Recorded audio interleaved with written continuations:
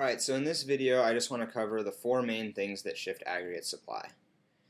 So a change in input prices will shift aggregate supply, and the two big ones that I kind of focus on are energy and wages. So energy is like the price of oil, and then wages is just in dollars per hour, the price of labor, dollars per hour, and in other words that's the price of labor.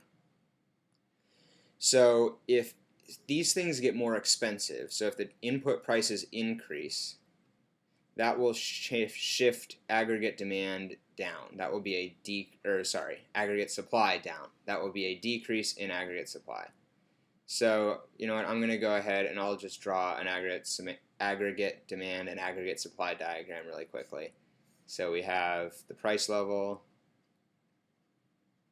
and then we have real GDP.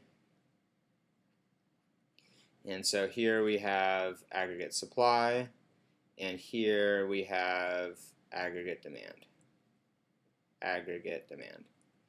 Okay, so if the input prices increase, that will decrease aggregate supply, which will be represented like this. So that would shift aggregate supply from the orange line that we'll call aggregate supply 1 to the green line, which will be aggregate supply 2.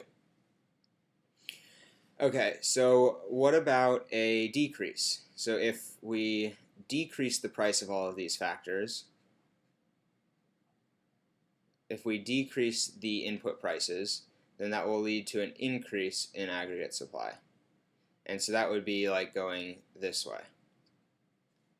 Okay, so I'll try and use different colors so you can kind of see all the different relationships, and we'll go back and forth. Okay, so a change in technology. If technology gets better, that makes it easier to produce a bunch of things, so an increase in technology leads to an increase in aggregate supply. So that would be like shifting from aggregate supply 2 to aggregate supply 1. And then a decrease in technology would mean that we get worse at creating things, like maybe all of the computers in the world just blow up for some reason, and that would lead to a decrease in aggregate supply. So that would be like going from aggregate supply 1, the orange, to aggregate supply 2, the green. Alright, now we have a change in capital stock and a change in labor. And both of these work in the same direction. So if we have more capital, we have more machines basically in the economy, that's going to increase the aggregate supply. So an increase in the capital stock will lead to an increase in aggregate supply. And then if all of a sudden there are more people in the economy, that will also increase GDP because there's more people that are willing to work.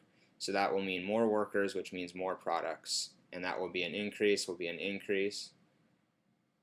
So an increase in labor, in the amount of labor, I should say, in the amount or quantity of labor. An increase in that will lead to an increase in aggregate supply. So both of those will be a shift from aggregate supply 2 to aggregate supply 1. And then finally, what color have I not used? We'll do purple.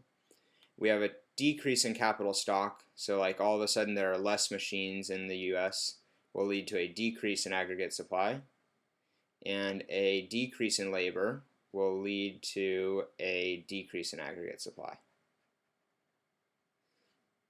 So both of those would be like going from aggregate supply 1 to aggregate supply 2. So hopefully you're comfortable working with that and you understand the intuition behind it. If you have any questions, let me know, and also if in any of your classes you talk about something that I haven't covered here, please let me know.